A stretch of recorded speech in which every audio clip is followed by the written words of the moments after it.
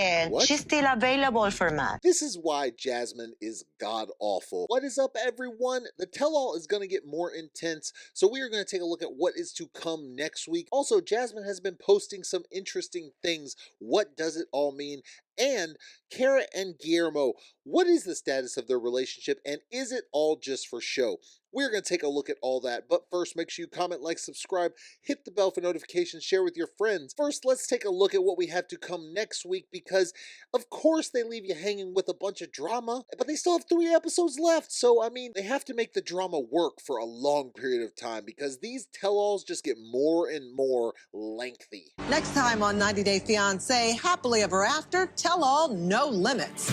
I can't wait for Georgie and Darcy. Yeah. I think he's outside in the streets of Miami acting up. I mean, probably. That wouldn't shock me at all. I mean, Darcy's very difficult to deal with, but it would not shock me at all to find out that Georgie was actually cheating on her, so he does definitely have some interesting explanations for his behavior. In the streets. I think he's hitting the streets and not telling Darcy is what I think. Does anybody think that Georgie might have one foot out the door? It crossed my mind. Really? He does certain dirt when he goes out. I've seen it. He does it point blank. It's not like he's hiding it. So I have. Okay, so he flirts, he does it without, it's not like he's hiding it. Now, when you talk about flirting, are you saying he's a friendly person? Is he just friendly to people? Because there's a difference between flirting and being friendly and just being a sociable person. Now, sometimes people try to hide behind that and say, no, I'm just sociable, when they really are flirting and they just don't care and they don't have respect for the person they're with. But there is a fine line, so acting like it's just automatically flirting, it definitely shouldn't go that far necessarily. Depends on the person. Now, what about Georgie? What do you think? Do you think he's a flirty person, or do you think he's just a friendly person? I have suspicions. I talk with beautiful woman. Oh, she's jealous, obviously. I'm not jealous. I'm just I'm showing flirting. respect. Oh, just networking. Just talking. Okay, Georgie, my man, if you are just that sociable person, then probably not the best way to look. Oh, I talk with beautiful woman. I'm just networking. Networking for what? Like, you're at the club at 3 a.m., you're like, I'm just networking, giving out my number, business opportunities and all. It's important to do these things. He could have gone with a better explanation for sure. That definitely doesn't give people the warm and fuzzies of, oh, he's not doing nothing. Come on. With people. Oh my God. With your arm around another chick with her, No, with your mouth in her ear. Hello, what are you doing? You're Mouth in your ear, arm around? Okay, well, if you're doing all that, then it might suggest something else. married. His mom told me, if you cannot be his wife, like, I have this good Romanian woman, like, I want Matt to be with. And What? she's still available for Matt. So she's talking about his Matt's mom is saying he's got a woman available for Matt.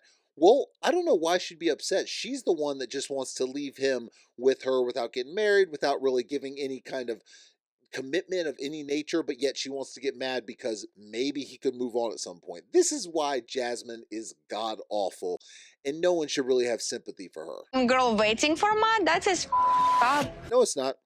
No, it's not. I mean, it's one thing for a mother-in-law to be overbearing, to jump in there and just kind of act like this.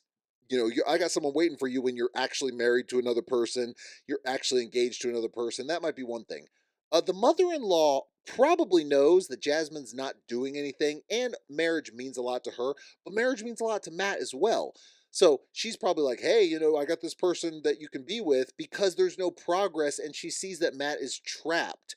Now, he loves his child, so it's not trapped in a negative aspect because of the child. When you love your child, of course you want to be there. You're happy for the child. But you can also separate yourself and be with someone else. And I feel like he thinks he's trapped and he can't do that. Jasmine will have no problem moving on to someone else at the first opportunity. I didn't know that. But Jasmine says she don't want to marry you, so what if another opportunity comes up? You taking that opportunity, or? Maybe. Yeah. We'll see. Can I say it like this? Yeah. No, but if we don't live together. How much time are you going to wait for her? That's the interest. So clearly he's got it on his mind, at least here.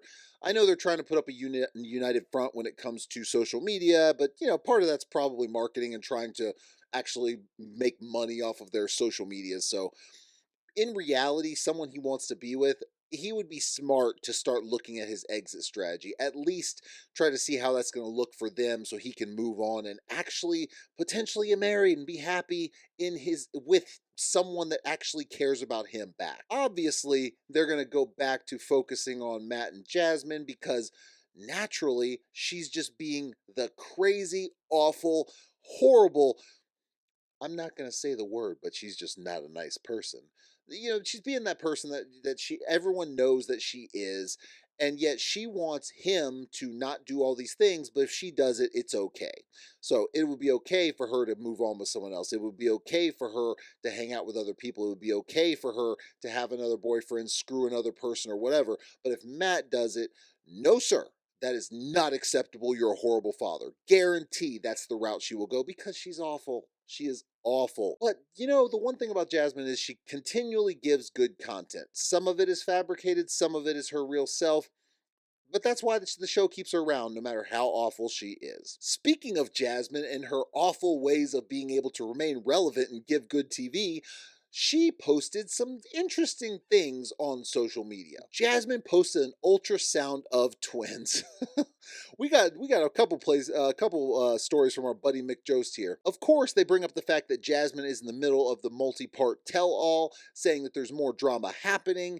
As a cast member share why they are uninvited or provide new updates on their living, since filming, Jasmine has gotten people talking with a recent social media post. She posted an ultrasound with twins, but does this mean she's pregnant? Clearly, Jasmine is trying to remain relevant. This is what she does. She knows people are going to say, "Oh, she's pregnant again. They're pregnant with twins, whatever." Now, before anyone assumes that Jasmine become a mother yet again in the next schedule, so she's going to be jumping on one of the other 90-day fiancés again. Here's what we know about the situation based on the information. Before anyone assumes we'll see Jasmine become a mother again, it's essential to give some context. In an announcement posted on Facebook, she shared the ultrasound picture with the following message: "First twins in the family ever." And then edit, actually the second since Matt is a twin. The news was met with mixed reception in the comments, with fans all over the place reacting. Some were happy and congratulated, while others wonder if it was wise for her to have other children with Matt. And then, of course, you got some of those things. Now, the pregnancy skepticism comes from, well, we all know Jasmine is just nothing more than an attention whore. Naturally, she is just trying to get attention and trying to remain relevant. Now, as Mick Joe says here, knowing what I know about her from 90 Day Fiancé, it just doesn't track that she'd drop a surprise announcement on Facebook without a big buildup. Also, they're in the middle of the whole tell-all, so it seems like it would bring good clicks to her or whatever. I don't know what she did on Instagram or whatever. Just to keep relevance, to keep people watching, to be able to plug her TikTok and her cooking videos or whatever she does. This screams publicity. And of course, if we know anything about Jasmine, she is constantly looking to get more eyes on her because it's all about Jasmine. So, do I think this is reality? Probably not. It's possible. I mean, anything's possible. They're still sleeping together, so they didn't have very much protection the first time. She tried to, explain it away by saying, "Never wear a condom in the shop." Like, y'all weren't wearing protection. Come on, let's be honest about this.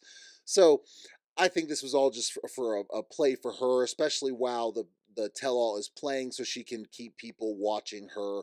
And then to say, she didn't really say it was hers anyway. She said first twins in the family. So this could be someone else's family. This could be Matt's. This could be someone on her side. Who knows? But obviously, it was a ploy to be able to get attention. And Jasmine is good at that. So kudos to her for that one, I guess. I guess that's one slight win for Jasmine. Now, Mick Jost had some good, interesting points on a couple stories here, which, we've disagreed in the past. So it's all good. But I do like what he said here because it makes sense. So he starts to talk about Kara and Guillermo. Now, the interesting thing about them is I think we can all say is that Kara is interesting in how she's treating things now. She's definitely trying to treat their relationship with kid gloves when she was pretty dead set on them not being together. He's definitely saying, I don't really mind working on it, but you don't really want to. And she's trying to say she is working on it, but definitely on the tell-all, it seemed like she was tiptoeing around a lot of issues, almost like she's trying to get something. Well, Mick Jost points that out, and he's got a good point and a good comparison. Now, he writes, 90 Day Fiancé Happily Ever After's tell-all has me suspecting one couple is trying to repeat Ariel and Binyam's. And you know what? that makes sense. There's a lot of dysfunction in the couples, and then we've seen quite a few couples fighting for their marriage, though I'm beginning to suspect one couple isn't trying that hard to reconcile, Carabas and Guillermo Roher. In fact, I think they're just together for the sake of getting another invite to a spinoff. That makes a lot of sense. And then she points to Ariel and Binyam. Now, they were about one of the most cringeworthy couples, mostly because of Ariel. Actually, Binyam came off better than she did, although he was annoying talking about my social media, give me back my social media. So that was an interesting one. But this definitely seems like they're trying to get to the last resort, to remain relevant, to continue to collect a paycheck, and then to just part ways after that. So that would make sense. There are no clear-cut rules how long a couple should be separated before they either reconcile or move on, but it does feel like Kara and Guillermo are dragging their feet. Neither had much to say about what they're doing to save their marriage, true, but they spent a good deal of time talking about Sean Robinson, about whose name should be on the deed of their home. That is not true. They did spend a lot of time talking about it, but Guillermo said she can have the house. It was pretty cut and dry for that. She can have the house, and she's like, "Yeah, I'm going to keep the house." So that's over exaggerated what he's saying there. Robinson even directly asked Kara why they were still separated and hadn't just divorced already, to which she claimed she just didn't want to change things too much. Yeah, that's a BS excuse. I have to be Mr. Cynical, but I think there's a chance that Kara and Guillermo are essentially divorced for all emotional intents and purposes. Yeah, no, they look dead inside to each other. Of course they are. She tried to act like she was emotional, and Guillermo was like, "Why are you crying? You treat me like dog S." I think they're holding out for another season of 90 Day The Last Resort where they can both appear, get paid, and then agree to a divorce and the camera's rolling. Essentially, it'll be the same thing Ariel and Binyam did in The Last Resort season 2, and if things are already headed that way, why not make some money? I mean, why not? If you're there, you might as well. I'm not even going to criticize him for that, but it definitely seems like that might be where this is headed. He makes a good point here. Why else would they not be just saying, "Hey, we're getting divorced" at this point? She wants to live her party lifestyle. He doesn't want to be in the club. She wants to bang the DJ, even though she said she doesn't. He doesn't want her to bang the DJ. So naturally, there's a disconnect there. So it really seems like they're definitely trying to get into that kind of reality loop of we're going to keep going to do shows and keep making money, and then as long as we can, at least as long as we can remain relevant, which they're not really that relevant now. I think they're kind of annoying, but they'll probably get on Last Resort, so we'll see if they reconcile with their crazy hypnotherapist. We're pushing out the anger BS she did last time. That should be fun. And 90 Day Fiancé, for all its craziness that happened, Married at First Sight 2 was getting insane, and this week we have the season finale and the reunion, which we will actually do a video for next week. I'm not going to be able to do it this week. So we're going to take a look at what we might have in store and how the couples are going to handle the fact that it's all falling apart. Oh, this can't be real life. I love her, I adore her, but I also can't be in a relationship where I'm constantly told that my feelings don't matter. I will say the interesting thing about him is they seem like they were getting closer, and then all of a sudden they were doing their night apart before decision day, and then he calls her and says, "I can't do this, I'm not going to choose you." So now she's falling apart. He's like, "I can't be with someone who doesn't acknowledge my feelings." Listen, he does have a point there. She definitely struggled to even act like he was trying with her when he was remaining calm, cool, and collected the whole time. So he has a little bit of a point. I think it's interesting timing. And then you're still going to go to decision day. This is definitely not going to 100% end the way we think it's going to end. He doesn't believe him, and that's the part that wants to fight, but I don't really know where to go from here. Perhaps you go to decision day, I guess. So here's the promise that we sealed with a kiss. Today is decision day. Yes, it is. Getting into this experience. Oh, run for your life. She's crazy. That lady is crazy. Pat needs to run. I thought I was going to really not like him, and he had a lot of he has flaws, of course, but she is the problem, big time. One of the things I was looking for is I wanted somebody who adored me and was excited to see me. Oh, he's a problem too, Chad. Oh, she need to run too, because damn if Chad ain't showing his true colors shining through. Ooh, this lady seems really nice, really like overall good and everything. And Chad's just, I don't know, he's just flipping out and he's got a drinking problem. I want this to be the ultimate love story. It ain't gonna be with you, Pat.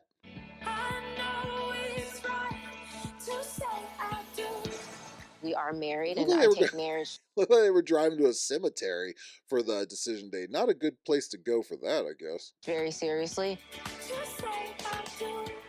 Decision day is huge, and I think this could be the best day of our life, or it could be a really hard day. Yeah. It could be the best day of your life. It could be the worst. It's been a great ride, but it's been a rocky ride at times. Yeah, because y'all don't know how to choose people. I mean, y'all definitely put people together that make you go, huh? Every time. I realized how bad I hurt her. And the Did other you? part is just how little control I have over what I thought I had control of. Well, yeah, you know, you don't have control over Jack because you drink every night to go to sleep, and then you have problems. You get irritated, and you take it out on everyone around you. That ain't no way to live. I could see the way that you love me and the way that you care about me. Like, give our marriage a chance. So she's going to go there and basically say, give us a chance. What are you doing? You called me and now you're still here. This must mean something to you. I will say, they always say something like, this is the first time ever that this has happened. This has never happened like this before.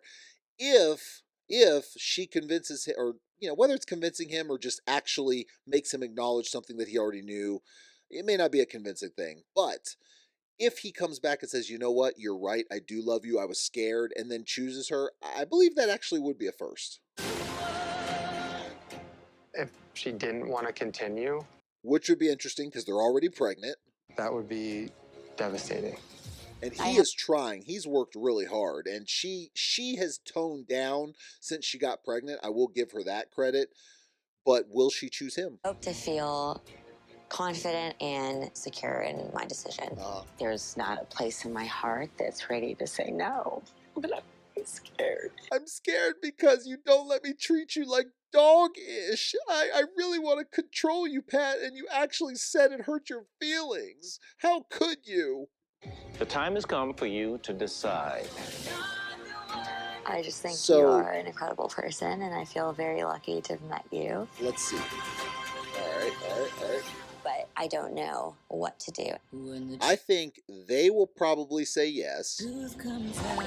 I think Megan and, I always draw a blank, but Megan and the guy she's with, I think they will probably say yes.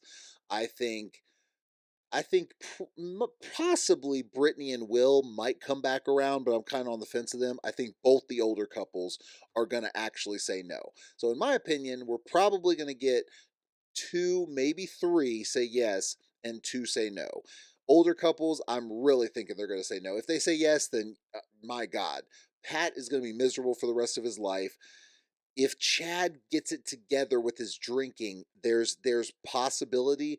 But the question is, does Belinda want to stick around for him to get sober when you barely know the guy? Yes, you're married, but you barely know him, and then try to see where it goes. It's a tough sell. So I think the younger couples of the best bets, Will and Brittany, I'm on the fence about, and then the other 2 probably will say yes. So it could be a successful season. Maybe it will be proven that, oh, hey, when they all consummate within a day or 2, that maybe it's the way to go. Or it could be a complete and utter disaster, and you could have broken homes left and right, plus a child involved. None of it is super hopeful, but there's possibility. So we'll see how it all turns out. Thank you for joining me. Make sure you comment, like, subscribe, hit the bell for notifications, share with your friends. I will see y'all next time.